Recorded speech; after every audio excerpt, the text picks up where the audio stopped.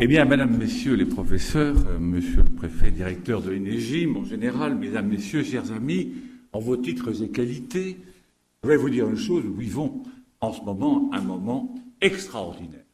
Extraordinaire, d'abord parce que nous sommes ensemble ici à Aix, dans cette université qui m'accueille maintenant depuis 18 ans, j'espère que ça va durer, mais aussi un moment extraordinaire parce que nous sommes en pleine transformation numérique. Et cette transformation numérique, c'est sans doute l'événement le plus important depuis que l'ère chrétienne comptabilise en quelque sorte notre agenda. Moment le plus important parce que souvent on dit la transformation numérique, c'est finalement le Gutenberg du XXe, XXIe siècle, c'est l'électricité, c'est la révolution industrielle. Que nenni, c'est bien autre chose. Nous ne sommes pas dans une mutation, dans une évolution, dans une révolution. Nous connaissons une métamorphose. La métamorphose, c'est celle de la chrysalide. Elle est dans sa coque. Elle attend. Elle voit son univers réduit. Et du jour au lendemain, devient papillon. Elle vole. Elle change de dimension. Notre société est la chrysalide, en ce moment. Elle est dans sa coque. On ne voit pas l'extérieur. Mais demain, nous serons papillons. Ça me rappelle la thermodynamique de mon enfance, si je peux dire, quand on parlait de la sublimation. La glace devient vapeur avant de passer par le stade de l'eau. C'est-à-dire qu'en fait, il y a un changement brutal, rapide. Or, nous vivons ce changement brutal et rapide. Mais personne ne vous le dit, ou personne ne le dit suffisamment. Parce que notre société est en train de changer radicalement tous les paradigmes sur lesquels nous reposons. Notre rapport au savoir, notre rapport à la santé, notre rapport à l'éducation, notre rapport à l'information, notre rapport à la démocratie, notre rapport à la monnaie, notre rapport à la création de valeur, notre rapport aux autres, tout ça est en train de changer, y compris notre rapport au travail. Il faut peut-être le dire, un certain nombre de personnes qui aujourd'hui pensent qu'il faut défendre un système qui est encore celui du 19e ou du 20e siècle. Le 21e siècle change tout. Et si on ne le dit pas, si les hommes politiques ne le disent pas, si les élites déconnectées ne le disent pas, qui va le dire? Alors il faut qu'on prenne conscience de ces phénomènes, et c'est bien que l'université en soit consciente aujourd'hui et ouvre, je dirais, ses colloques à ce thème. Nous sommes dans une pleine mutation grâce à la conjonction d'un certain nombre de technologies qui vont jouer les unes avec les autres et qui vont se stimuler ensemble. L'informatique en nuage, le cloud computing, comme on dit quand on est français, et l'informatique en nuage quand on est québécois. Vous avez le big data, c'est en fait les mégadonnées, l'intelligence artificielle, l'analyse prédictive, les algorithmes, tous ces éléments-là qui sont en train de travailler parce qu'on va pouvoir stocker des milliards de mégadonnées dans le cloud, parce qu'on va pouvoir les traiter dans le big data grâce à l'intelligence artificielle. On va voir arriver aussi, on le voit arriver aujourd'hui, la rovolution. Il y aura plus de robots connectés dans le monde et des robots autonomes que d'êtres humains d'ici une quinzaine ou une vingtaine d'années. Bref, nous sommes aujourd'hui face à toutes les technologies, la technologie blockchain dont on parle à propos du bitcoin. Au début, on disait le bitcoin, c'est le blockchain. On dit maintenant le blockchain, ça sert au bitcoin, mais ça sert aussi à la sécurisation de toutes les transactions. Et ça va être en train de supprimer par une répartition distribuée de la certification tous les intermédiaires. Uber va être ubérisé grâce à cette technologie blockchain. Et ça, on s'en rend pas compte aujourd'hui. Mais les banques commencent à réfléchir. Et les notaires se disent, oh là là, si demain, on peut par la blockchain certifier les titres de propriété, alors où est mon job? Donc vous voyez que tout cela, ce sont des questions qui sont posées grâce à cette combinaison. L'intelligence artificielle, je vous l'ai dit, la réalité augmentée aussi. Tout cela, en ce moment, est en train de bouger et, je vous dis, entre en vibration. Ça me rappelle, vous savez, quand on faisait son service militaire autrefois, on apprenait qu'il fallait ne pas marcher au pas sur un pont. Parce que marcher au pas sur un pont, si on rentrait dans la fréquence du pont, le pont s'effondrait. Eh bien, donc la troupe rompait en quelque sorte le pas quand elle passait sur le pont. Parce qu'elle entrait en vibration. Et quand elle entrait en vibration, eh bien, tout le système bougeait. Eh bien, c'est exactement cela. Toutes ces technologies qui se mettent en place aujourd'hui sont en train d'entrer en vibration. Et c'est elles qui vont faire bousculer toute notre société. La transformation numérique, c'est l'infiniment grand. C'est l'infiniment petit, c'est l'infiniment rapide. Quand je dis l'infiniment grand, C'est parce qu'en fait, c'est en train de dépasser complètement notre champ de perception. Quand je vous dis, par exemple, tirez, imprimez tout ce qu'il y a dans le web surfacique, 5% du web, eh bien, vous allez tirer une pile de documents qui fait 200 000 fois la hauteur de l'Empire State Building. Quand vous êtes au pied de l'Empire State Building, être humain normal, vous dites c'est haut. On vous dit imaginez 2 fois. Oui, j'imagine, ça doit être très haut. Imaginez 3 fois. Oh là là. Et puis 200 000 fois, c'est fini. Ça sort complètement de mon champ de compréhension visuelle. Quand on vous dit, par exemple, aujourd'hui, grâce aux adresses Internet IPv4, nous avons 4 340 millions de connexions possibles avec des appareils. 4 340 millions, c'est une taille humaine, le chiffre. C'est ce que je déclare tous les ans à l'impôt sur la fortune. Donc, vous voyez, c'est une donnée qui m'est chère et familière. Mais nous glissons aujourd'hui d'IPv4 vers IPv6. C'est 340 milliards, de milliards, de milliards, de milliards de connexions possibles. Alors, on va dire, bon, revenons à une taille humaine, le millimètre carré. 700 milliards de connexions sur le millimètre carré.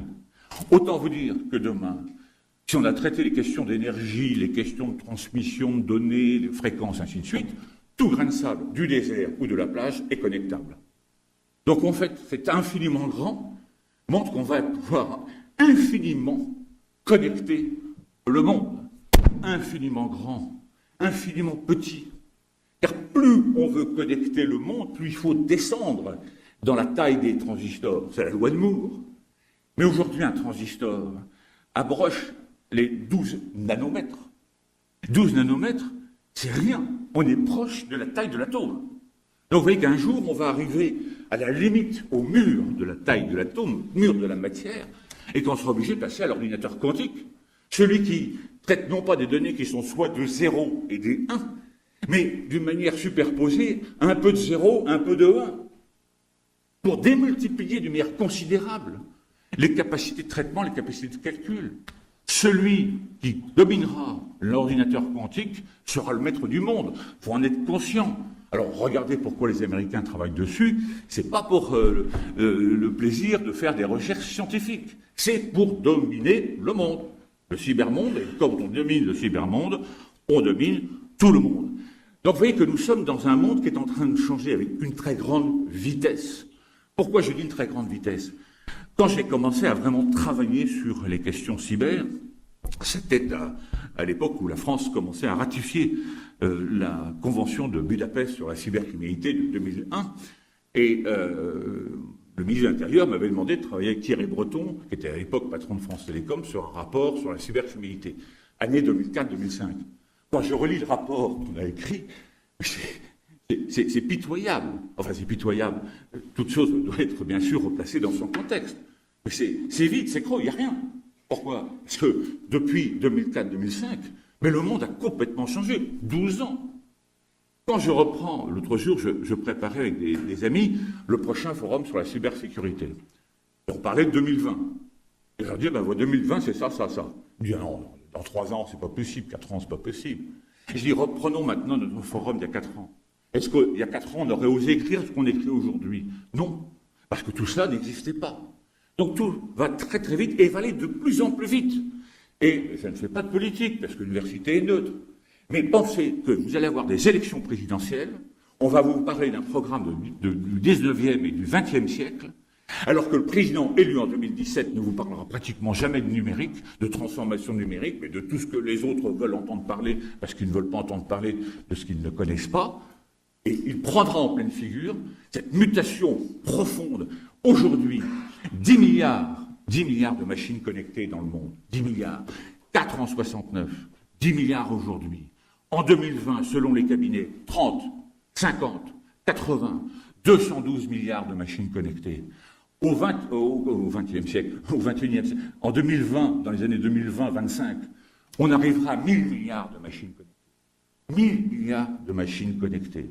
Pourquoi? Parce que nous rentrons dans l'Internet des objets, où grâce justement à l'hyperconnexion, tout objet pourra, by design, dès sa création, avoir une adresse Internet ou à être communicant avec le système d'Internet.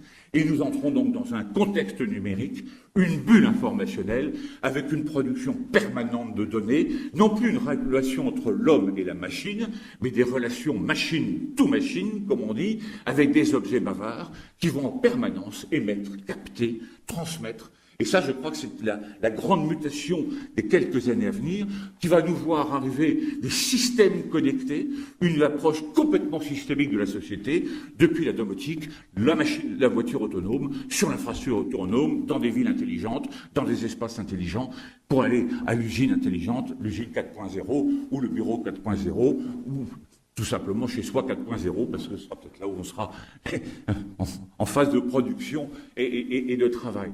Donc vous voyez que cela, c'est quelque chose qui est en train de bouger, et tellement vite que nous sommes confrontés à la difficulté pour l'être humain qui a une vision très linéaire. Eh bien, nous sommes confrontés à l'exponentiel. Quand je regarde mon ami David Galtier, je le regarde droit dans les yeux, c'est une droite, mais je ne le regarde pas d'une manière exponentielle. Exponentielle, il faudrait que je fasse une espèce de mouvement permanent comme celui-ci. Mais c'est comme ça qu'il faut regarder la société aujourd'hui, comment ça bouge. Et ça bouge beaucoup plus vite que le temps qui passe. C'est-à-dire qu'en fait, entre le moment où on perçoit quelque chose et le moment où la réalité des choses, eh bien, il y a un décalage considérable. Et donc, on est toujours dans le sentiment qu'avec la transformation numérique, on est un peu en arrière. Alors, dans ce contexte initial, avec quelques chercheurs, quelques utopistes de la Silicon Valley, d'ailleurs des gens qui étaient souvent dans les communautés hippies, la communauté hippie a joué un rôle essentiel dans la construction d'un cyberespace de liberté utopique communautaire. Mais tout ce système-là, tant que vous aviez 4 ordinateurs connectés, 100 ordinateurs connectés, 1000, on pouvait avoir une gestion entre amis d'un système, une gouvernance relativement simple et réduite. Mais quand on arrive aujourd'hui à 10 milliards de machines connectées, quand on arrive aujourd'hui à près de 4 milliards d'internautes, dont 1 milliard de Chinois bientôt, connectés sur le cyberespace, on voit bien qu'il y a un problème de gouvernance. Qui gouverne? Or, on voit qu'aujourd'hui, le système est complètement américano-centré. C'est tout le débat depuis un certain nombre d'années, avec la réforme de l'ICANN, celle qui distribue les noms de domaines, les .fr, les .eu, et ainsi de suite. La réforme de l'ICANN a été demandée à plusieurs reprises, a fait l'objet de débats très profonds au net mondial à Sao Paulo, avec Dilma Rousseff, à l'époque où elle était encore en odeur de sainteté dans son pays, et cette réforme qui veut tout simplement désaméricaniser le système, car je vous rappelle quand même que ce sont des associations de droit américains, de droit californien, qui gouvernent aujourd'hui l'ensemble de la gouvernance d'Internet. C'est quand même quelque chose qui mérite un regard particulier. Donc il faut vraiment aujourd'hui revoir cette gouvernance. Certains disent, la gouvernance, c'est pas compliqué, on va aller vers l'ONU, allons vers l'international. Un système sans frontières est un système qui doit avoir une gouvernance sans frontières, l'ONU. Oui, sauf que ça nous pose quand même un certain nombre de problèmes. Pourquoi? Parce que vous avez aujourd'hui dans le monde 2 catégories d'États. Il y a ceux qui veulent la gouvernance de l'Internet et ceux qui veulent la gouvernance sur l'Internet. Et ça, c'est un clivage qui n'est pas prêt d'être, supprimé. Pourquoi? Je vais vous prendre un exemple, vous allez comprendre à quoi correspond cette différence. Quand vous êtes dans la gouvernance de l'Internet, c'est comme si vous faisiez de la sécurité routière. Je veux des routes qui marchent bien, qui sont en bon état. Je veux des voitures qui roulent. Je veux permettre à une personne qui part d'un point A vers un point B de partir, de circuler normalement et d'arriver en toute sécurité. Voilà, moi donc je veux la gouvernance de la route. Gouvernance de l'Internet. Et ceux qui veulent la gouvernance sur l'Internet disent non seulement je veux la route qui soit en bon état, non seulement je veux que les voitures circuler sans accident, non seulement, mais je veux savoir qui est dans la voiture et qu'est-ce qu'on y dit. C'est-à-dire qu'en fait, je veux mettre des contenus. Alors c'est important parce que ça nous ramène à la problématique des contenus véhiculés par le cyberespace.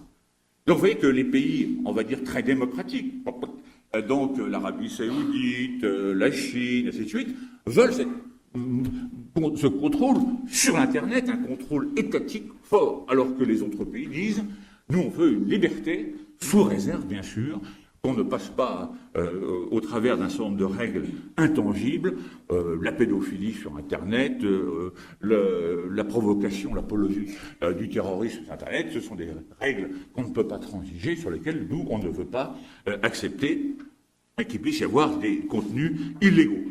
Donc vous voyez que cette double approche du monde, dans laquelle d'ailleurs l'Europe aurait pu jouer un rôle intermédiaire, mais elle ne l'a pas fait.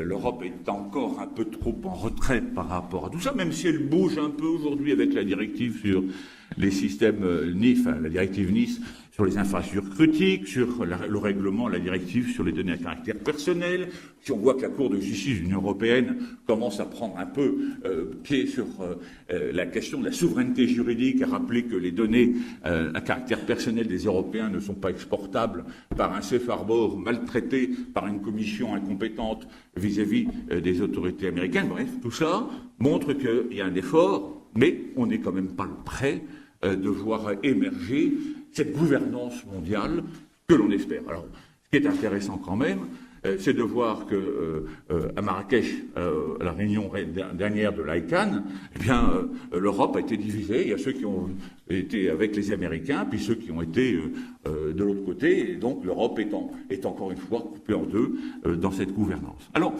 faute de pouvoir avoir une gouvernance qui soit satisfaisante à l'échelle planétaire, finalement, les États reviennent. Les États reviennent parce que, initialement, à part l'État américain qui a financé ARPANET, devenu Internet, l'État français s'est complètement désintéressé. Pire que ça, l'État français a tué l'Internet français. Car je rappelle que la plupart des technologies qui vous font permettre aujourd'hui de travailler sur Internet sont françaises. Elles ont été créées par Louis Pouzin, aujourd'hui qui a 85 ou 86 ans. Si je le faisais venir ici, on serait encore là demain matin, il vous parlerait sans papier, sans s'arrêter. C'est un homme passionné. Louis Pouzin avait créé Cyclade, un véritable réseau qui communiquait par transmission de paquets, par datagramme. C'est tout à fait le principe d'Internet aujourd'hui. Quand vous avez un mail, il est haché menu comme de la ciboulette. Il y a l'adresse IP du départ, l'adresse IP de l'arrivée. Il y a un ordre de passage et ça part et ça circule d'une manière optimisée sur l'ensemble du réseau. Il y a un petit paquet qui passe par Kuala Lumpur, l'autre qui passe par Vladivostok et finalement tout revient sur Aix-en-Provence comme par hasard dans un bon ordre. Ça, c'est Louis Pouzin. Seulement en 1974, le plan de calcul qui avait été mis en place par le général de Gaulle et Georges Pompidou a été complètement cassé pour une démarche complètement pro-américaine par le président de la République qui a suivi. Pas de critique, mais pourquoi faire? Pour dire, oh ya, c'est pas intéressant tout ce que vous nous présentez. On a beaucoup mieux le Minitel. Et voilà, la France a donc choisi le Minitel. Il a fallu attendre 2000 et Louis Pouzin a donné a tout donné à ses amis américains. Et donc aujourd'hui, Internet fonctionne selon les protocoles inventés à l'ENRIA à Paris, près de Rocancourt, par Louis Pouzin, par des Français. Donc vous voyez que les États reviennent, mais ils auraient pu être là beaucoup plus tôt, notamment en ce qui concerne la France. Ils reviennent pourquoi? Ils reviennent parce qu'en fait se pose le problème de la cybercriminalité. Un nouvel espace se crée. Quand il y a un nouvel espace, immédiatement les prédateurs arrivent. Regardez, on fait la conquête de l'Ouest, et bien arrivent les desperados, il faut mettre le shérif. Regardez, on découvre la mer, arrivent les pirates. Il faut donc lutter contre les pirates. Dans l'espace aérien, les pirates de l'air. Donc en fait, il n'y a pas d'espace qui échappe aux pirates, aux prédateurs. Et donc le cyberespace est un cyberespace pour les prédateurs. Et donc on a vu de plus en plus de problématiques se poser du fait de sa construction du cyberespace. Et la première approche a été une approche essentiellement au travers du cyberespace en tant que cible. Cible, c'est-à-dire qu'on s'attaque au cyberespace par rapport aux données, par rapport au système de traitement automatisé de données. C'est notamment la loi 78 en France, qui est une loi complètement avant-gardiste. On oublie souvent, on dit, notre législateur arrive toujours en dernier, comme le carabinier d'Offenbach. C'est pas vrai. Le législateur a été avant-gardiste. La loi 78 est une des premières lois au monde et c'est celle qui sert aujourd'hui de modèle pour l'ensemble du monde lorsqu'on veut créer une loi sur la protection des données à caractère personnel. La loi Godefrein, extraordinaire en 88, protection des données à caractère personnel. Jacques Godefrein, qui est député, est emmené avec les yeux bandés dans un hangar où là il découvre des hackers qui sortent des pièces détachées, enfin plan de pièces détachées d'un avion qui s'appelle Rafale. Je ne sais pas si vous avez entendu parler du Rafale, n'est-ce pas? Mais en 1988, Dacker sortait les pièces détachées de chez Dassault. Bon. Donc voilà comment, si vous voulez, la loi Godefroy est arrivée. Donc, première préoccupation des États, protéger les systèmes de traitement automatisé de données contre les intrusions frauduleuses, les moyens frauduleux, les entraves et la protection des données, même si elle évolue, et récemment la loi l'a montré. Et puis progressivement, avec les nouvelles technologies, il y a de nouveaux usages, de nouveaux mésusages. Regardez par exemple le smartphone, on invente le smartphone, on ne pense pas qu'un jour on pourra utiliser l'appareil vidéo tout simplement pour faire du happy slapping et filmer une scène de viol collectif dans un lieu, dans une cave ou ainsi de suite, et balancer ça sur Facebook. D'où la nécessité de créer une infraction et donc de voir apparaître d'autres infractions, d'autres interventions de l'État par rapport à des mésusages, à des comportements frauduleux, délictueux, liés à l'usage d'Internet. Regardez par exemple la question sur le revenge porn. Vous avez tous entendu parler du revenge porn, vous avez tous entendu parler de la Cour de cassation qui a cassé un arrêt d'une cour d'appel parce que l'article du Code pénal aujourd'hui ne permet pas de réprimer le revenge porn. Mais heureusement, la loi République numérique d'Axel Le Maire va corriger la chose. On dit qu'à chaque fois, la législation et l'État est amené à intervenir justement pour augmenter le panel juridique qui permet de lutter contre les phénomènes cybercriminels. Pourquoi il faut s'intéresser à cette cybercriminalité? Parce que, je le dis, d'ailleurs c'était le titre du premier FIC en 2007, la cybercriminalité, c'est la criminalité du XXIe siècle. Il faut penser à une chose. C'est vrai qu'aujourd'hui, quelqu'un qui est dans les services de police ou de gendarmerie va me dire, attendez, encore des cambriolages, encore des atteintes aux personnes, encore... Oui, mais ça, si vous êtes dans une démarche prospective, c'est fini. Même que les accidents de la route, la sécurité routière, c'est fini. Quand on investit dans des radars, je dis, c'est quand même un peu dépassé. Parce que demain, la voiture connectée, elle avancera à la vitesse qu'elle a le droit d'utiliser. C'est-à-dire que demain, les voitures ne se percuteront pas, sauf peut-être la voiture non connectée qui roulera encore, qui viendra percuter les voitures connectées. Les voitures Google Car connectées et autonomes sont celles qui ont le plus d'accidents parce qu'elles respectent la circulation routière. Donc elles s'arrêtent au feu rouge, donc elles sont plafonnées par la voiture qui arrive derrière. Bon. Voilà, donc si vous voulez, on va avoir un glissement. Et pourquoi on a un glissement? Parce que l'histoire de la criminologie est claire, nette et précise. Au commencement, époque, secteur primaire, secteur agricole, qu'est-ce qu'on peut faire? Voler un œuf, voler un bœuf? Bon, on s'attaque essentiellement à l'homme, à l'être humain. On le tue, on viole, on prend en esclavage, on frappe. Et puis arrive le secteur secondaire, celui de production des biens manufacturés. Là, Caïn a tué Abel, certes, mais l'œil est dans la tombe et regarde Caïn, c'est Victor Hugo qui nous le rappelle. Donc, l'individu se dit, quand je tue, c'est pas bien, la société préfère le voleur au violeur. Donc on va voler, on va s'en prendre au bien. Donc il y a un transfert de la criminalité du monde physique vers les personnes, vers les biens. Et arrive le secteur tertiaire, c'est un transfert vers les services, les infractions intelligentes, les délinquances économiques et financières, les délinquances en col blanc. Et d'ailleurs, si vous regardez sur le long terme, le nombre d'atteintes aux personnes est tendanciellement en chute, le nombre d'atteintes aux biens sera tendanciellement en chute, et aujourd'hui, nous avons le secteur quaternaire, le secteur numérique. Là, jamais le prédateur n'était aussi près de sa victime, parce qu'il est devant sa victime. Il est sur sa victime, dans son Facebook ou dans son téléphone portable, dans sa victime, pacemaker. Parce que demain, moi je serai peut-être un homme reconstruit. Je suis déjà un petit peu aujourd'hui avec les oreilles, mais demain mon pacemaker sera connecté. Demain, peut-être que j'aurai des prothèses connectées, que je serai sur un exosquelette pour venir vous voir.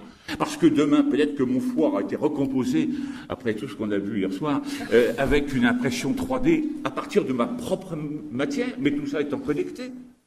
Ça veut dire qu'en fait, plus ça va aller, plus, en fait, on va avoir, si vous voulez, une interconnexion et une présence du numérique dans l'ensemble de notre activité de la société. Et le prédateur, il sait très bien qu'il peut entrer devant moi, à côté de moi, dans moi. Donc jamais il était aussi près de sa victime.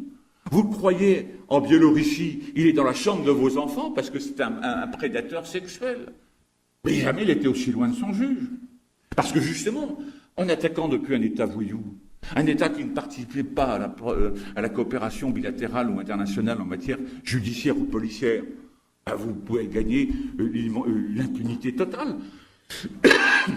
Jamais donc, dans le cyberespace, le rapport coût-efficacité n'a été aussi élevé. Alors si vous prenez le prédateur pour un imbécile, continuez. Mais moi je ne le prends pas pour un imbécile. Je le prends pour quelqu'un qui a compris qu'il faut aller là où il faut, quand il le faut.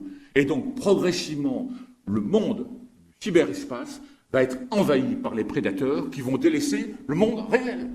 Pourquoi ? Parce que demain, quand votre objet sera connecté, il sera traçable, il sera géolocalisable. Il ne sera utilisable que s'il reconnaît par des questions biologiques la voix, tout ce qui peut être imaginé, son véritable propriétaire. Qui va encore voler demain ? Le neuneu. Mais enfin, les neuneux, il faudra bien qu'on trouve des solutions. D'ailleurs, pour les neuneux, je vous le disais hier soir, il faut la grande question, que faire des neuneux dans l'espace numérique ? Là, c'est un sujet de thèse qui est infini, n'est-ce pas ? Bon. Donc, le prédateur, il va abandonner les actions dans le monde réel pour venir frapper dans le monde immatériel. Et là, on a un vrai problème. Pourquoi ? Parce qu'on ne sait pas de quoi il s'agit. On n'est pas capable de mesurer la cybercriminalité. L'ONDRP, là je me tourne vers le préfet Schott, l'ONDRP cherche un peu à le faire, mais combien de fois vous recevez vous-même des mails, des spams, qui sont des tentatives d'escroquerie, et vous n'allez jamais dénoncer cette tentative, alors qu'une tentative dans le monde réel, vous la dénoncez. Elle est inscrite dans les statistiques de la police et de la gendarmerie. Combien d'entreprises sont victimes de faits et ne le disent pas pour des questions de réputation ? Donc vous voyez qu'aujourd'hui, on est face à un domaine, celui de la cybercriminalité, qui est en explosion. On ne sait pas combien, on imagine, et malheureusement, on ne peut pas adapter une politique publique par rapport à une quantification des phénomènes. Simplement, au doigt mouillé, au pif, on peut dire, c'est en train de croître d'une manière considérable. Donc vous voyez que le vrai problème qui va se poser pour nous au XXIe siècle par rapport à la cybercriminalité, c'est ce transfert vers le monde immatériel, et la cible sera la donnée. La donnée, c'est vraiment l'or noir du XXIe siècle. Pourquoi ? Parce qu'avec la donnée, je vais attaquer l'homme. C'est-à-dire qu'en fait, je vais menacer une personne avec son pacemaker, enfin au travers de son pacemaker, tu payes tant en bitcoin, et j'arrête. Mais si tu ne payes pas, je mets un petit peu en plus ou un petit peu en moins, et là, la fin est annoncée. Donc vous voyez qu'on va avoir de plus en plus au travers de la donnée l'atteinte aux personnes. Au travers de la donnée, l'atteinte à la propriété, notamment la propriété intellectuelle, parce que les biens immatériels vont avoir beaucoup plus d'importance que les biens matériels. La propriété intellectuelle, le savoir-faire, les brevets, c'est une richesse essentielle pour l'entreprise, bien plus que son patrimoine matériel. La donnée, c'est aussi l'atteinte au système financier, au système bancaire. Et puis la donnée, c'est l'atteinte à l'individu, à la personne, sa réputation, son intimité, sa part d'autonomie, sa sphère qui doit rester pour elle, mais qu'on va mettre sur la place publique, tout simplement en utilisant aussi des moyens pour, atteindre sa réputation, moyennant finance. Donc vous voyez que dans tout cela, le régalien est obligé de revenir, et il revient rapidement, et il faut qu'il revienne d'une manière organisée, structurée. Nous pouvons considérer aujourd'hui que, par rapport à ce qui se passe dans le monde réel, il y a un continuum défense-sécurité bien plus fort que ce qui existe par rapport à la vie quotidienne telle que nous la vivons. Pourquoi ? Tout simplement parce que quand on est dans le cyberespace, il n'y a pas de zone de sécurité prioritaire, il n'y a pas de champ de bataille. Tous les territoires sont imbriqués. C'est-à-dire qu'en fait, quand vous faites une action, une prédation, quand vous êtes dans une cyberconflictualité dans le cyberespace, eh bien, vous pouvez toucher une personne, une entreprise, un hôpital, une force armée, une force de police. On touche tout le monde. Le cyberespace est ubiquitaire. Il n'y a pas de route militaire et de route civile. Tout est mélangé, tout est imbriqué. D'ailleurs, c'est tellement imbriqué qu'en 2007, quand il y a eu une attaque sur l'Estonie, finalement, c'était essentiellement les universités américaines qui étaient à l'origine, éventuellement par rebond, des cyberattaques qui ont touché l'Estonie. Alors, vous voyez à peu près ce que ça veut dire en termes de problématiques de traçabilité pour remonter. Donc, on a, si vous voulez, un territoire qui est unique. Ensuite, on a des modes d'action qui sont communs. Quand vous prenez le cyberdélinquant, le terroriste ou celui qui agit dans un cadre étatique, il va utiliser par exemple une attaque par déni de service. C'est quoi? Vous recevez, vous, des spams, vous ouvrez une pièce attachée qui est vérolée, paf, elle prend contrôle de votre ordinateur, qui devient un ordinateur zombie. Et votre ordinateur, il est louable comme des millions d'ordinateurs zombies sur le darknet, dans la partie la plus profonde du net, et c'est louable pour quelques heures, pour quelques centaines de dollars, vous pouvez louer 10 000 à 1 million d'ordinateurs zombies. Et qu'est-ce que vous allez faire avec? Vous pouvez très bien attaquer le site de la Redoute au moment où on lance le catalogue de l'été. Alors là, 1 million de requêtes en même temps. Terminé. Les petits maillots de bain pour l'été, c'est fini. Parce que vous, quand vous êtes en train d'essayer de l'acheter, erreur, impossible d'accéder. Et là, on a dit à la Redoute, tu payes en bitcoin, c'est temps, sinon on continue. Bon. Et ou alors on continue, mais encore de plus belle. Mais la même action, les mêmes armes, prises dans le même marché commun, le crime as a service du darknet, peut être utilisé par le terroriste. Parce qu'en même temps qu'il vous met, par exemple, un certain nombre de bombes, ou il fait des prises d'otages multiples dans une ville comme Paris ou ailleurs, il peut cyberattaquer, par déni de service, tous les systèmes de feu rouge, le 15, le 17, le 18, le 112, tous les systèmes des hôpitaux. Il peut noyer, bloquer l'ensemble, ajouter la terreur à la terreur, ajouter la désorganisation au désastre. Donc vous voyez, c'est les mêmes armes. Et puis l'État qui veut attaquer, il utilise les mêmes armes. On a pensé à la Russie pour l'Estonie en 2007. L'Estonie a été complètement bloquée. On n'avait jamais eu la preuve que c'était l'Estonie. Jamais. Personne ne pouvait arriver à l'ONU avec une petite fiole en disant « Vous voyez les enfants, j'ai la preuve ». Pas du tout, personne n'a la preuve. C'est intéressant, ça montre bien que les cyberattaques sont difficilement traçables. TV5, par exemple, on vous dit c'est Daesh. Ah oui, tiens, sauf que c'est des hackers russes, parce qu'ils écrivent leur code en cyrillique, et qu'une grande partie des codes a été lancée à partir du code du fuseau horaire de Saint-Pétersbourg, Moscou. Bon, c'est là où vous êtes vraiment dans une difficulté de traçabilité et d'authentification et d'identification de l'auteur. Mais tout ça pour vous dire que donc ces cyberattaques, c'est les mêmes armes. Dans le monde réel, il y a le 1143 et la Citroën 15 et le Borsalino, pour une ville qui n'est pas très loin d'ici, et puis il y a le char d'assaut pour le militaire. Là, ce sont les mêmes armes. La seule différence qui va jouer, c'est quel est le motif, quel est le mobile, quelle est la dimension. Quand on attaque la centrale de Natanz en Iran, et qu'il y a 1000 centrifugeuses qui sont détruites parce qu'on a réussi à faire croire qu'elles tournaient au bon rythme alors qu'elles étaient en train d'exploser complètement, là, c'est pas un petit groupe de prédateurs sortis d'une première école de programmeurs. Non, c'est véritablement une cyberattaque étatique, offensive, majeure. Donc vous voyez que tout cela, ça nous amène aujourd'hui à l'obligation pour l'État de s'organiser, et de s'organiser d'une manière parfaitement cohérente avec, d'une part, je dirais, le pompier, le soldat, le gendarme. Et le pompier, bien sûr, c'est l'Agence nationale de la sécurité des systèmes d'information, travaillant surtout sur les opérateurs d'importance vitale. Le soldat, c'est l'état-major des armées. Le gendarme, alors au sens large du terme, pardonnez-moi, pour celles et ceux que j'inclus dedans, ce sont tous les acteurs qui travaillent plutôt dans le domaine des investigations criminelles, c'est-à-dire les juges, les douaniers, les policiers, la direction générale de la concurrence, la répression des fraudes et la gendarmerie. Mais on voit que tout cela, et c'est bien à une condition, c'est que le régalien travaille avec le secteur privé.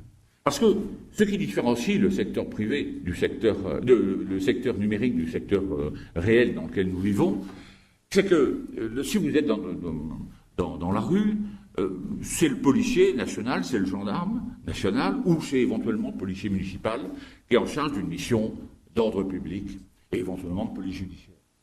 Et on tolère, à condition bien sûr qu'elle respecte un certain nombre de règles, on tolère la sécurité privée.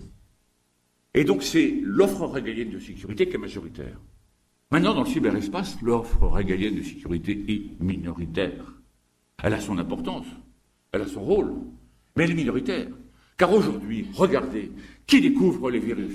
Ce sont en général des offreurs de services, c'est Kaspersky, c'est Symantec et d'autres, qui apportent des réponses techniques lorsqu'il y a une attaque cyber et qu'un acteur de l'État intervient. Je pense par exemple à TV5, en même temps que la NSSI intervient, en même temps que la Direction générale de la sécurité intérieure intervient. Les acteurs privés interviennent, des experts privés interviennent pour rétablir, pour remettre en ordre. Et ça, c'est quelque chose de complètement nouveau, cette part du secteur privé. Et cette part du secteur privé, elle va, à mon avis, encore augmenter. Pourquoi? Parce qu'on va avoir un appel au peuple, si je puis dire, pour participer à cette cybersécurité. On n'y arrivera pas uniquement avec les moyens régaliens et même avec les moyens des entreprises. Les entreprises auront besoin de faire appel à des hackers au chapeau blanc. C'est-à-dire, en fait, des hackers pleins de bonnes intentions, de bonne foi. Et c'est tout le débat qui actuellement a lieu avec la loi pour la République numérique. Faut-il, oui ou non, protéger pénalement, juridiquement, les hackers, ceux qui sont là pour tester, mais d'une manière non frauduleuse, tous les systèmes pour découvrir les failles et les dénoncer. Et donc ça, c'est une vraie question. Aujourd'hui, en France, une entreprise vient de se créer qui s'appelle Bug Bounty Factory, qui est une entreprise qui fait appel à des hackers et qui, par contrat, dans un cadre parfaitement bien précis, dit, eh bien voilà, telle entreprise demande à ce qu'on teste son système, et donc les hackers vont rentrer dans le système, vont essayer par concours, en quelque sorte. C'est le premier qui va trouver, qui va avoir la prime, et chaque hacker sera, en quelque sorte, coté en bourse. Eh bien, c'est là où on va voir apparaître justement cette intervention, cette crowd sécurité, comme on dit, cette sécurité venant par le bas, et ça me paraît tout à fait intéressant. Donc, vous voyez, c'est un vrai défi, comment articuler les acteurs publics, d'une part, mais aussi comment articuler les acteurs publics avec les acteurs privés. Je crois que toutes les cloisons qui existent aujourd'hui doivent sauter, à une condition, bien sûr, c'est que chacun respecte sa propre vocation. Par exemple, quand vous faites des investigations, vous êtes dans le droit processuel, dans le droit contradictoire et bien sûr transparent. Tandis que lorsque vous êtes dans un service de renseignement, vous n'êtes pas dans le contradictoire, vous n'êtes pas dans le transparent, sinon vous n'êtes pas dans un service de renseignement. Donc chacun doit respecter finalement son propre rôle, ses propres méthodes, sa propre culture professionnelle, mais véritablement travailler d'une manière beaucoup plus étroite. Et je le dis devant le procureur adjoint, je me réjouis de voir que la loi qui est en cours de gestation, enfin elle sera approuvée en principe le 25 mai, la loi sur la criminalité organisée, le terrorisme, le blanchiment, ainsi de suite, a décidé de créer une juridiction spécialisée pour toutes les questions de cyberattaque sur les grands systèmes. Pourquoi? Parce qu'on a vraiment besoin d'avoir un pôle référent, y compris notamment au sein de la justice. Donc, voilà en quelque sorte brossé ces quelques idées. Alors je voudrais terminer sur trois idées, peut-être que je suis en train de dépasser. Non, pour permettre peut-être l'échange après. Oui, d'accord. Alors, trois idées. La première, je crois que c'est très important de sortir de la question comment. Alors c'est vrai, il faut se poser la question comment. Alors comment on met le fil rouge sur le bouton rouge, le fil vert sur le bouton vert, comment ça marche, etc. Ça c'est une bonne question. Maintenant il faut la transcender, il faut aller dans la question pourquoi. Parce que dans ce monde qui est en train de changer, il va falloir qu'on retrouve du sens. Il va falloir que l'on se repose la question à quoi ça sert tout cela et replacer le développement de l'espace numérique dans sa dimension éthique et déontologique. C'est-à-dire, en fait, replacer l'humain, au cœur du cyberespace. À quoi sert à l'homme de gagner l'univers s'il vient à perdre son âme? Bon, c'est Saint Matthieu. J'adore citer Saint Matthieu dans ce monde de laïcité absolue. Merci Saint Matthieu de nous avoir donné cette bonne idée. Mais Rabelais, si vous préférez quelque chose de plus laïque, science sans conscience n'est que ruine de l'âme. Ça veut dire qu'en fait, tout ce que nous sommes en train d'observer et d'accompagner et même de créer, nous ne pouvons le faire que si nous avons une sainte alliance, décidément le laïc, une sainte alliance entre les sciences dures et les sciences humaines. Si vous croyez résoudre le problème des technologies numériques uniquement avec des ingénieurs, des informaticiens, vous vous trompez. Il nous faut des sociologues, il nous faut des psychologues, il nous faut des juristes, il nous faut des historiens, il nous faut des géographes, il nous faut des gens qui sont capables d'agréger l'ensemble des problématiques qui se posent au cyberespace. C'est pas simplement un problème technique, c'est pas simplement j'appuie sur le bouton, ça marche, c'est vraiment un continuum de compétences et un agrégat. Le juriste demain devra parler cyber. Le technicien cyber devra parler droit, parce que si l'un parle sans comprendre l'autre, alors on va dans le mur. D'ailleurs, c'est pour ça que dans le master de professeur Di Marino que vous reprenez, d'autorité, nous avons introduit une part de cyber dans la formation des étudiants, parce qu'on ne peut pas aujourd'hui imaginer un master, quel qu'il soit, sans un minimum de doses sur la transformation numérique correspondant à la matière enseignée. Autre point très important, quand je dis qu'on replace l'homme au cœur du cyberespace, je crois qu'il faut qu'on fasse très attention à l'homme. Quand je dis l'homme, pardonnez-moi mesdames, c'est au sens générique du terme, à l'être humain. Voilà. Pourquoi ? Parce que je sens, et ça c'est dans ma boule de cristal que je le vois, la tendance lourde, la tectonique des plaques, la dérive des continents. De plus en plus, on va protéger les systèmes.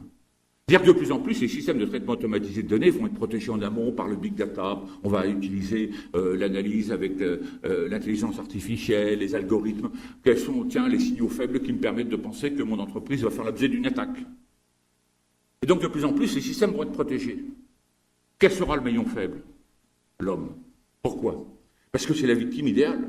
Parce que l'homme est solitaire. Alors, il est important de le rendre solidaire. Donc, vous voyez que dans le monde dans lequel nous rentrons, ou bien l'homme est mort, parce qu'il sera tout seul perdu dans un cyberespace de prédateurs, ou bien l'homme va redécouvrir des valeurs essentielles, la confiance, la loyauté, la solidarité. Et donc vous voyez, c'est plein d'espérance notre affaire.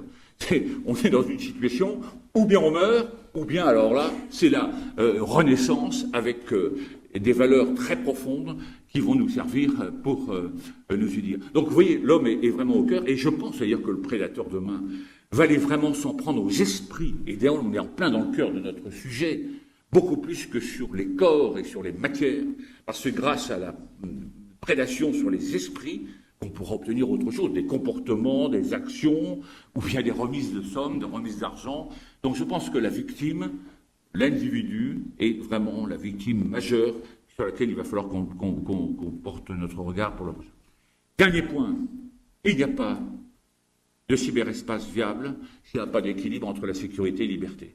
Je le dis toujours, entre les sécuritaires et les utopistes, entre les fumeurs de hakik, les consommateurs de LSD, de la Silicon Valley, les Bill Gates et compagnie, ils le disent eux-mêmes, on a réussi à inventer des choses parce qu'à un moment donné, on volait. Bon, il y a certains qui ont volé, qui se sont écrasés. Mais bon, eux, ils ont volé et ils ont créé ce qui était complètement utopique.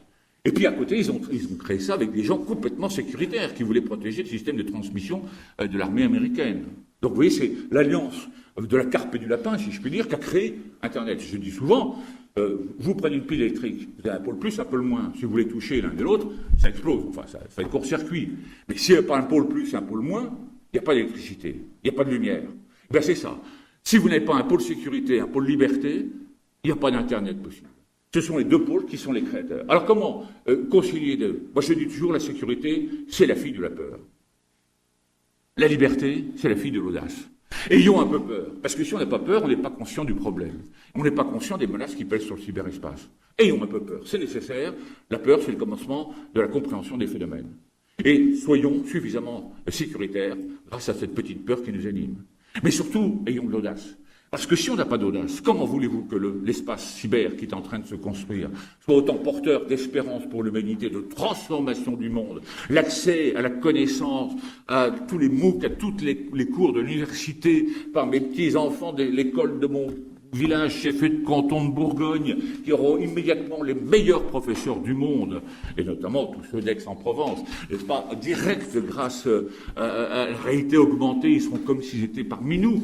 Ça, c'est quand même quelque chose de complètement phénoménal, ne serait-ce dans le domaine de l'éducation. Donc vous voyez que si on n'arrive pas à avoir un peu d'audace et garder cette liberté, alors on perdra toute la création, toute la créativité du cyberespace. Il faut donc, nous, en permanence, jouer sur ces deux pôles. C'est très difficile en ce moment, parce que quand vous êtes gouvernant, vous êtes confronté au problème du terrorisme, vous savez des choses que nous ne savons pas. Vous savez des choses tous les jours, des menaces réelles qui ne sont pas données dans le public. Et quand on leur dit, ouais, vous n'êtes pas un peu trop loin en matière de sécurité, ils y vont peut-être aussi loin que ce que l'état de leur connaissance les conduit à aller. Vous voyez. Donc en fait, là aujourd'hui, il y a un vrai débat et on arrive à la limite. Par exemple, vous voyez, si vous prenez la crypto, est-ce qu'il faut aujourd'hui atteindre systématiquement tous les systèmes cryptés au nom de quelques enquêtes, ou est-ce qu'il faut refuser la crypto à l'ensemble de la population parce que ce sera sa sécurité, les transactions et la confiance de demain? Donc ça, c'est une vraie question. Et une vraie question qui se trouve posée. On l'a posée récemment avec le FBI et Apple, même si le débat est complètement tronqué parce que c'est des affaires complètement, bidons, montées entre eux, chacun ayant son discours par rapport à sa propre logique commerciale pour Apple et logique, gouvernementale pour le FBI. Mais tout ça pour vous montrer qu'on a devant nous des décisions à prendre. Il va falloir se poser la question de savoir, est-ce que entre la peur et l'audace, je choisis la sagesse, et la sagesse, c'est l'équilibre. Voilà, mesdames et messieurs, c'est sur ces mots de sagesse et d'équilibre, et surtout en espérant que le mot espoir l'emporte sur le mot peur, en parlant du cyberespace, que je voulais terminer cette intervention liminaire.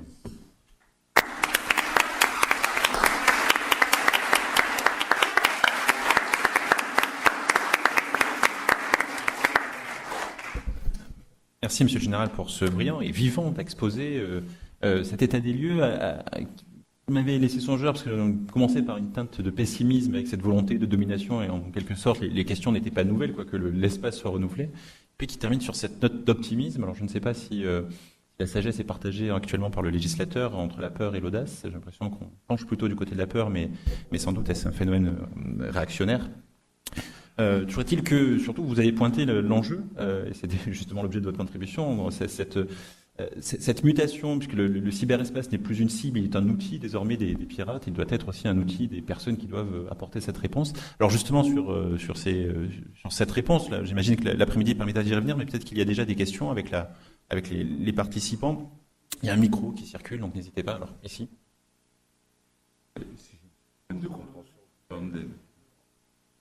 Attendez, parce que je suis un homme augmenté, mais pas suffisamment pour pouvoir... Je vais m'augmenter également, alors. Voilà. Bonjour, mon général. Donc déjà, je me présente Jean-Charles Poupel, je représente l'IHEDN à R9 et je remplace donc la présidente Janine Giraud. Alors ma question, vous avez fait donc de Saint-Mathieu un cybercréateur qui a créé le premier espace virtuel, effectivement, du coup, qui est l'âme. Et on a bien vu que du coup, cette cybercréation, qui était la croyance et la foi, n'a pas réglé les problèmes de conflit dans le monde depuis que ça existe. Est-ce que vous ne croyez pas que du coup la véritable tension qu'il y a aujourd'hui, que ce soit sur un cyberespace ou sur un espace classique, c'est simplement l'économie criminelle et l'économie classique? Si j'ai bien compris, c'est l'importance de l'économie criminelle dans le cyberespace aujourd'hui. Oui. Ah oui. Ah oui, parce qu'en fait, si vous voulez, de plus en plus, si vous voulez, le monde réel va être protégé. Je vous ai parlé de l'objet qui sera protégé parce qu'il sera traçable, by design, c'est-à-dire que dès que vous achèterez votre objet, alors on dit souvent on pourra le déconnecter. Tu parles, c'est pas vrai, c'est une vue de l'esprit. Tout restera connecté, parce que si vous dites je veux être déconnecté, vous serez en dehors de la société, parce que tout sera connecté, tout fonctionnera avec cette connexion. Donc les objets vont être protégés. Les personnes physiques vont être protégées. Je veux dire pourquoi elles vont être protégées. Parce qu'elles seront équipées de wearable, comme on dit, mais de vestes, de cravates, de lunettes, tout ce que vous voulez protéger, qui vont détecter des comportements anormaux. Et là, vous aurez, sinon en prévention, du moins en répression, des preuves sur la qualité de l'agresseur, parce que l'agresseur, il va, en même temps qu'il va vous agresser, il va être capté, en quelque sorte, géolocalisé. Et donc, je crois que là, on va avoir de plus en plus la capacité de prendre le prédateur dans le monde réel. Donc, il va aller vers le monde immatériel. Et qu'est-ce qu'il cherche, finalement, dans le monde immatériel? Il y a deux choses qu'il peut chercher. L'argent, ou bien détruire un adversaire, un concurrent, ou bien, comment dirais-je, s'en prendre à l'identité d'une personne, à la réduire. Alors là, je pense que les sectes et la radicalisation sur Internet rentrent, à mon avis, complètement dans ce schéma-là. Alors, l'économie numérique au travers du cyber, oui, incontestablement, ça va être un des champs privilégiés du prédateur, parce que la plupart des transactions vont se faire par le cyberespace. Vous voulez, qui avait travaillé il y a quelque temps sur les décrets sur les transporteurs de fonds, enfin je vous l'ai dit hier soir, j'ai travaillé sur la profession des allumeurs de réverbères, excusez-moi, qu'on a essayé de protéger parce que la CGT voulait absolument qu'on passe de 2 à 3 les transporteurs de fonds qui vont disparaître parce que la monnaie fiduciaire est appelée à disparaître. Et ça, on ne l'a pas compris, mais on a donné satisfaction, parce que demain, ce sera la monnaie essentiellement numérique ou de la crypto-monnaie. Et c'est là où, d'ailleurs, on va avoir, avec les crypto-monnaies, peut-être quelques soucis. Même si elles sont relativement protégées par la technologie de blockchain, on va avoir des soucis. Donc moi, je crois que toute l'approche cyber, au travers des aspects financiers, est une approche essentielle, mais c'est pas la seule. Parce que, encore une fois, on va pouvoir utiliser le cyberespace pour les contenus, de ce qui est véhiculé. Et ça, ces contenus peuvent avoir un impact sur les esprits, sur les comportements, sur la manipulation. Ça, c'est aussi un objectif pour des prédateurs. Ce n'est pas forcément les mêmes que les premiers, mais c'est un objectif aussi. Je ne m'aventure pas sur la criminologie, surtout en présence du professeur Simamonti, mais je crois qu'effectivement, les motivations des criminels ne sont pas nouvelles. Ce sont les méthodes qui ont été renouvelées. Il y a deux biais, c'est renouvellement en adaptation, en réaction, et en opportunité. En réaction, c'est ce que vous disiez, justement, nouveaux obstacles. On va protéger les objets, mais on va trouver, les pirates ou les prédateurs vont trouver de nouveaux moyens pour détourner l'obstacle. Alors, c'était l'exemple qui est déjà connu, c'est la protection des véhicules, et du coup, on a vu apparaître le carjacking. Assez simplement. Et puis alors en opportunité, c'est vraiment l'enjeu de votre intervention, c'était les nouvelles, alors c'est plus les obstacles, mais les nouvelles possibilités qui sont offertes et qui effectivement ouvrent de nouveaux moyens à la criminalité avec des motivations assez traditionnelles. Donc il faut, alors vous disais, c'est pas tant la question du comment, parce que les motivations sont connues, c'est juste savoir, alors peut-être pas comment répondre d'un point de vue technique, mais pris dans le phénomène, c'était ce sur quoi vous insistiez, d'un point de vue phénoménologique cette fois, pour essayer d'appréhender à la fois la complexité de la réponse, mais aussi sans perdre le point de vue, sans perdre aussi l'objectif qui est de répondre aussi à la motivation ou détourner l'intérêt que cela peut présenter. Peut-être une autre question avant qu'on fasse une courte pause et que l'on reprenne. Ça montre toute la complétude du premier... Ah, si, bien sûr.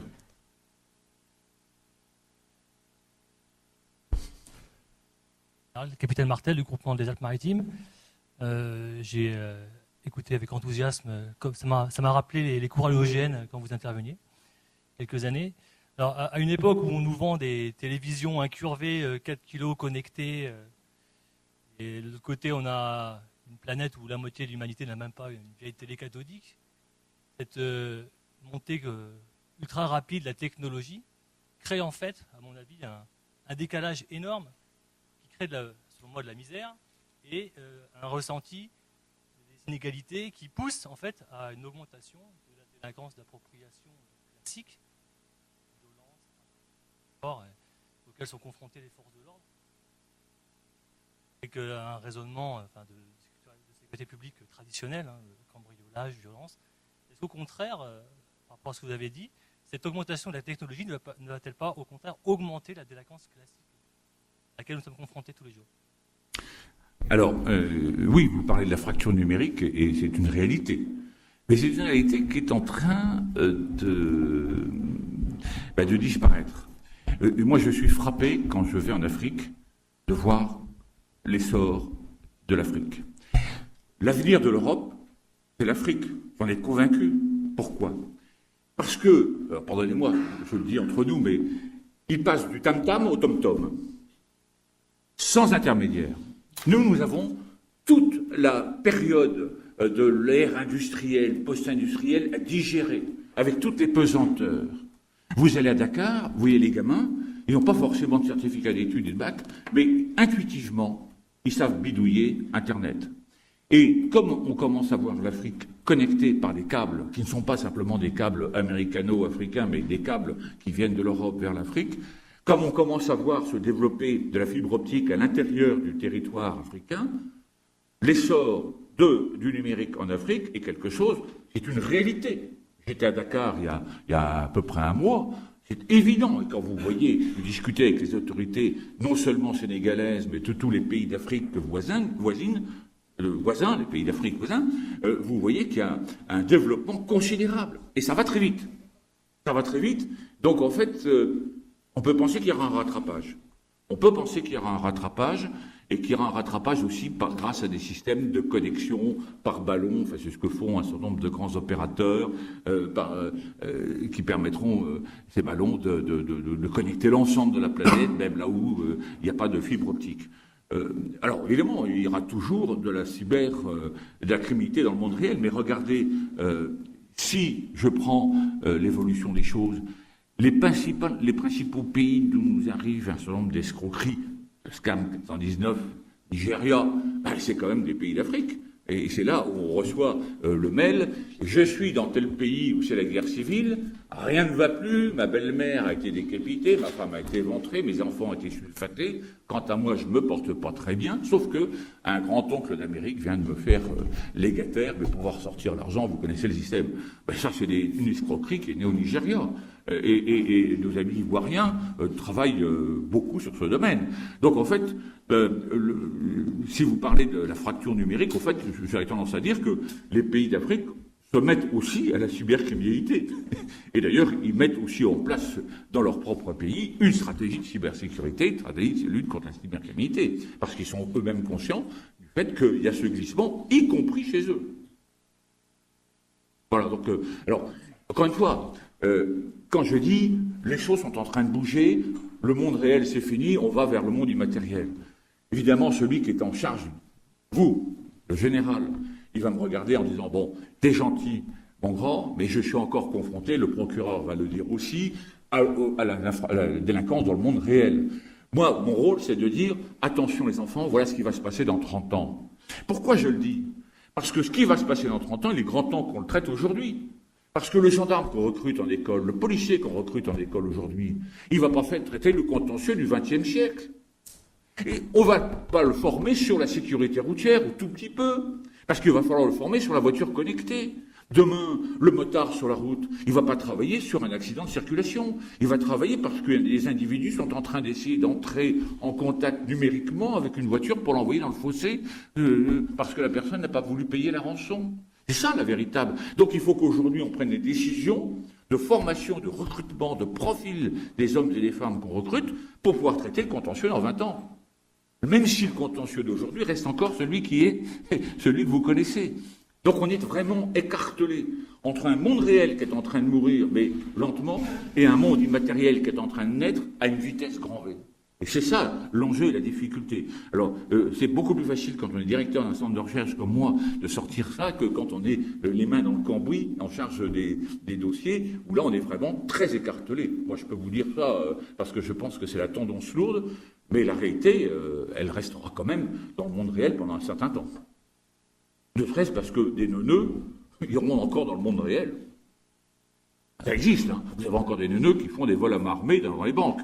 C'est quelques centaines d'euros et c'est les assises et la réexclusion criminelle. Mais un type intelligent, il va sur Internet et c'est une escroquerie et c'est plusieurs centaines de milliers d'euros en 24 heures sans aucune condamnation pénale à l'appui. Donc, oui, il y a encore une place pour les neuneux, donc il faudra tenir compte du neuneux. Une stratégie pour le délinquant intelligent, une stratégie pour les neuneux, je pense que c'est important. Une observation simplement en complément, j'abuse du temps de parole, le président, c'est pour ça. La question que vous évoquez est importante aussi. Vous regardez la problématique de ce colloque. On va surtout, j'imagine, s'intéresser à la question de la radicalisation par l'espace cyber.